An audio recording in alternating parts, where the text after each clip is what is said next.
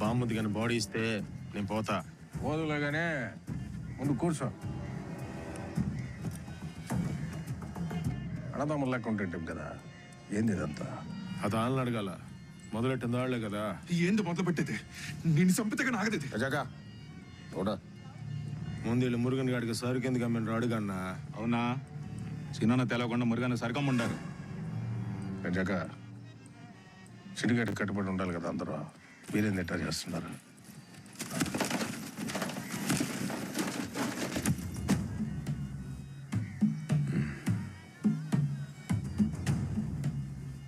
ఎంతది? 3 కోట్ల. టన్ ఎంతగా ఉంటా? 1.5 కోటి. సేనా ఏంది ఇదంతా నిజమేనా? ఈ లెక్కలు నేను తర్వాత చెప్తా గానీ నువ్వేంద్రా నా బామ్మదిని చంపిందా కాకుండా నా గురించి పితృలు చెప్తున్నావా నువ్వు? నేను చంపింది నీ బామ్మదం కాదు, కొండారెడ్డి అన్నని చంపినోడ్నే. ఇది కత్తి ఎత్తుకుని జక్కారెడ్డి మీద దూసుకుంటా వస్తా ఉంటే సోత గమ్మున ఉంటానా? ఇప్పుడు కొవ్వు అనకు దీనికే సవ్వరి వదిలి నా బుల్లెట్. ఉండబ్బా, నేను కూడా వదిలేదా? ఏందన్నా బాబు మామూలు ఉదయం నా ముందర చంపుకుంటానా? నువ్వేంత గమ్మున వెళ్తావు? అన్నా, నా బామ్మది నీడు చంపేటప్పుడు నేను ఫోన్ చేసిన అన్న, అయినా చంపేసిండేడు. నువ్వు కూడా నా మాదిరి 5 నిమిషాలు లేట్ చేసి ఉంటాలబ్బా. అంటే 2 పక్కల నష్టపోయింటారుగా. రే గడ్డ పెరుకుంటారా? ముందు లెక్క తేడా తెలుసు. ఇన్ని దినాలు టన్నుకి 25 లక్షలని చెప్తాంటివి కదా, మరి ఇప్పుడు 1.5 కోటి వచ్చిండు. అది మేము అది అడిగాం సార్. అది కానీ చెప్పుంటే అసలు చెన్నై మురుగన్ కాడికి పోయే పని లేదు. ఈ పెద్ద మనిషి మన మీద కలిపి ఎంత పొడుగు పెట్టినా అన్న. ఏం సీనన్నా గమనిన్నావు? ఎమ్మెల్యే ఆడుతున్నాడు, చెప్పాల్సి కదనా? ఏంద్రా నేను ఇప్పుడు లెక్కలు చెప్పాలనా? ఇన్ని దినాలు నేను చేసింది పోయిండదా? అవునబ్బా, ఏంది సీనన్న లెక్కలు అడుగుతూ ఉండారు? ఎంతమందిని మేనేజ్ చేస్తూ ఉన్నాడు, ఎన్ని చెక్ పోస్టులు దాటిస్తూ ఉన్నాడు, అవన్నీ లెక్కలకు రావాయట. సామే మేము అక్కడికే వస్తా ఉండావా?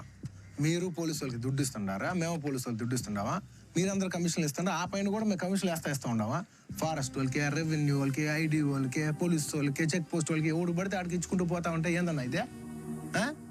మనందరూ కలిసి ఒకే కమిషన్ ఇవ్వాలా. అట్ట ఇస్తే ఎంత కలిసి వస్తుందో తెలిసిన మీకు? 25 భాగం మిగులుతుందన్నా మా అందరికీ. ఎవరితో సొమ్మది? సీనన్న కాదని ఆ చెన్నై మురుగేశం గడికి పోయినందుకే ఆడు 1.5 కోటి ఇచ్చుండాడు. మనందరూ కలిసి మా మాట ఇదే మా రేటుని ఫిక్స్ చేస్తే 2 కోట్లు ఇస్తానన్నాడు. 2 కోట్ల కథ అక్కడితో ఆగలే. కాల్కటాలో చాటర్జీనే, ముంబైలో ఆడేవాడు సింగ్ని, ఆ తర్వాత ఢిల్లీలో అగర్వాల్ని, ఇట్లాంటి వాళ్ళందరినీ కూడా లైన్లో పెట్టున్నాను నేను. ప్రపంచంలో ఏడ దొరికిన సరుకు మన కాడ ఉండదన్నా. మన ఆంధ్రప్రదేశ్లో తిరుపతిలోనే ఉండదు. భూగోళంలో ఎవడి కాడ లేదు ఇదే. అట్లాంటి సరుకు మన కాడ పెట్టుకుని మనం ఎవరినో వెళ్ళి అడిగేది ఏందన్నా? డిమాండ్ మనం చేయాలా? మార్కెట్లో వాళ్ళకి పోటీ పెడితే ఎగపడి కొంటారన్నా మన సరుకులు. ఆ లెక్కను చూస్తే టన్నుకి 3 కోట్లు కూడా వస్తాయి తెలుసు మీకు? ఆ లెక్కను చూస్తే ఏంది, మన ఎంపీ గారిదే ఎంత కాదని 20 కోట్లు వస్తుంది కమిషన్. అవునన్నా, పుష్ప కరెక్ట్గా చెప్పినాడు. ఇట్టంటోడికి కానీ మన సిండికేట్ అప్పు చెప్తే మన వ్యాపారం బాగుంటుందన్నా. కట్ట మీద కూర్చుని కోతలు కూసే దాంట్లో ఏముండదు కానీ నీళ్ళలో దిగితే తెలుస్తుంది అబ్బా లోతు. పుష్ప ఇట్రా, కూర్చుని ఎంపీ గారికి మొత్తం చెప్పు.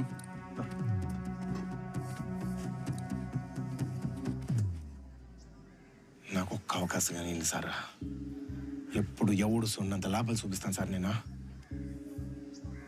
ఏం సార్ ఆలోచిస్తుంటారా? నా ధైర్యం ఏందనేదా? ఇప్పటివరకు నేను దాటిచ్చిన సరుకు దొరికిందేలే, అదే నా పెట్టుబడి. నమ్మండి సార్.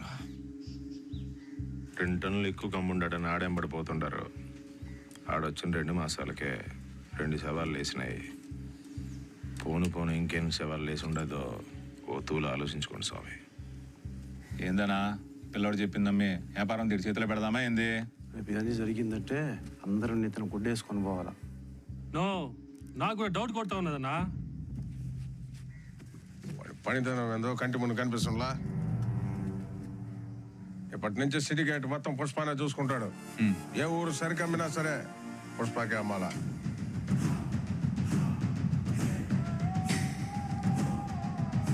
రేపే కాణిపాకలో ప్రమాణం.